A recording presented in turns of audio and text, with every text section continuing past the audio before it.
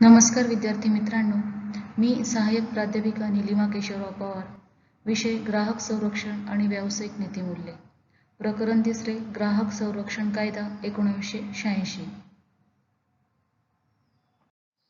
मागील लेक्चरमध्ये आपण ग्राहक संरक्षण कायदा 1986 या प्रकरणातील भारतात ग्राहक संरक्षणासाठी तयार केलेले विविध कायदे सविस्तरपणे अभ्यासलेले आहेत.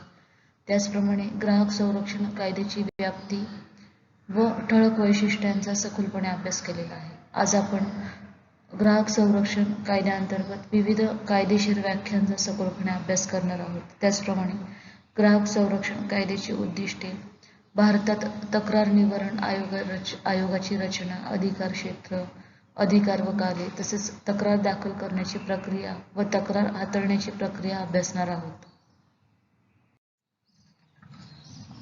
ग्राहक संरक्षण कायद्यातील काही कायदेशीर व्याख्यांचा आपण अभ्यास करणार आहोत. त्यात पहिली कायदेशीर व्याख्या आपण बघणार आहोत. ग्राहक, ज्याला आपण कन्झ्युमर असे म्हणतो.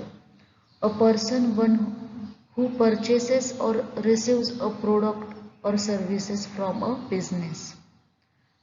किंमत मोजून सेवा उपलब्ध करून घेते त्या व्यक्तीस ग्राहक असे म्हटले जाते. पैसे किंवा वस्तूचे मूल्य देऊन जी व्यक्ती वस्तूची खरेदी करते किंवा खरेदीदाराच्या परवानगीने ती वस्तू वापरते त्या खरेदीदाराला किंवा उपभोक्त्याला ग्राहक असे मानले जाते. व्यापारी उद्देशाने खरेदी करणाऱ्या व्यक्तीला ग्राहक मानता येणार नाही. दुसरी कायदेशीर व्याख्या आहे वस्तू, ज्याला आपण माल किंवा गुड्स असे म्हणतो. Goods that which is produced, then traded, bought और सोल्ड, देन फायनली कन्झ्युम्ड. वस्तू विक्री कायद्यातील कलम 2(ब) नुसार पैसा किंवा पैसा वसूल करण्याचा हक्क सोडून कोणत्याही चल संपत्तीला माल किंवा वस्तू म्हणून ओळखले जाते. पुढील कायदेशीर व्याख्या आपण बघणार आहोत. सेवा, ज्याला आपण सर्व्हिसेस असे म्हणतो. An act of being of assistance to someone. वर्तमान किंवा भविष्यकालीन ग्राहकांना आर्थिक मोबदल्यात उपलब्ध करून दिलेल्या किंवा प्राप्त होऊ शकणाऱ्या सर्व सुविधा म्हणजे सेवा होय. पुढील व्याख्या आहे दोष, डिफेक्ट. अ फॉल्ट और माल फंक्शन. दोष म्हणजे अशी गोष्ट की ती एखाद्या वस्तूला किंवा व्यक्तीला अपूर्ण बनविते किंवा कमतरता आणत असते, त्याला दोष असे म्हटले जाते. पुढील कायदेशीर व्याख्या आहे कमतरता, ज्याला आपण म्हणतो डेफिशियन्सी. इनसफिशियंट और inadequate in amount means deficiency. वस्तूमध्ये काही घटकांची उणीव निर्माण झाल्यामुळे तिच्या दर्जावर झालेला दुष्परिणाम म्हणजेच कमतरता होय. पुढे कलह किंवा विवाद, ज्याला आपण डिस्प्यूट असे म्हणतो. An argument or disagreement or failure to agree is called dispute. दोन किंवा दोनपेक्षा जास्त व्यक्ती एखाद्या विषयावर सहमत न होणे म्हणजे कलह निर्माण होणे, त्याला आपण विवाद किंवा कलह असे म्हणतो. पुढील कायदेशीर व्याख्या आहे तक्रार, ज्याला आपण म्हणतो कंप्लेंट. अ ग्रेव्हियन्स, प्रॉब्लेम, डिफिकल्टी और concern the act of complaining. तक्रारकर्त्याने लिखित स्वरूपात केलेला आरोप म्हणजे तक्रार होय. पुढील कायदेशीर व्याख्या आहे अनुचित व्यापार व्यवहार, ज्याला आपण अनफेअर ट्रेड प्रॅक्टिसेस असे म्हणतो.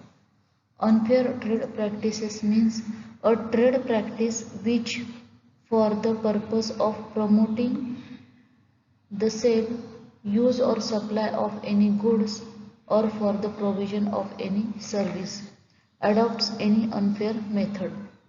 अनुचित किंवा अयोग्य व्यापार व्यवहार म्हणजे असे व्यापार व्यवहार की जे मालाची अगर वस्तूची किंवा सेवेची विक्री अगर पुरवठा वाढवण्यासाठी केलेले कोणतेही अयोग्य फसवणूक करणारे व्यवहार होय, ज्याला आपण अनुचित व्यापार व्यवहार असे म्हणतो.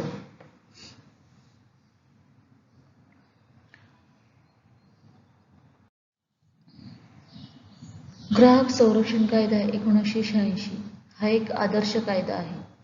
जास्तीत जास्त लोकांचे कल्याण अर्थात इतरांचे अकल्याण न करता हा कायदा आदर्श करण्यासाठी काही उद्दिष्टे ठरवण्यात आलेली आहे. त्यात पहिले उद्दिष्ट आहे की कायद्याची सहज सुबोध रचना अर्थपूर्ण व तर्कसंगत असावी. दुसरे उद्दिष्ट आहे की कायदा क्लिष्ट नसावा, त्याची उभारणी नैसर्गिक न्यायतत्वांवर केलेली असावी.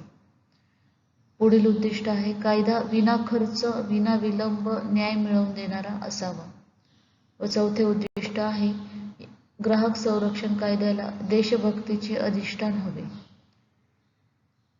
ग्राहकांनी आपल्या सभेच्या निराकरणासाठी प्रथम चर्चेने ग्राहक संघटनांच्या कार्यकर्त्यांच्या मदतीने मार्गदर्शन घेऊन शासकीय अधिकाऱ्याला भेटून निराकरण करावे. यामध्ये जर न्याय मिळाला नाही असे वाटत असेल तर सर्व कागदपत्रे घेऊन ग्राहक न्यायालयाची मदत घ्यावी. ही होती ग्राहक संरक्षण कायद्याची उद्दिष्टे. आज आपण ग्राहक संरक्षण कायदा 1986 या तिसऱ्या प्रकरणातील विविध कायदेशीर व्याख्यांचा सखोलपणे अभ्यास केलेला आहे, ज्यात आपण ग्राहक, वस्तू, सेवा, दोष, कमतरता, कलह, विवाद, तक्रार, अनुचित व्यापार व्यवहार या संकल्पनांचा कायदेशीरदृष्ट्या अभ्यास केलेला आहे, त्यांच्या व्याख्या बघितलेल्या आहेत. त्याचप्रमाणे ग्राहक संरक्षण कायद्याची उद्दिष्टे अभ्यासलेली आहेत. धन्यवाद.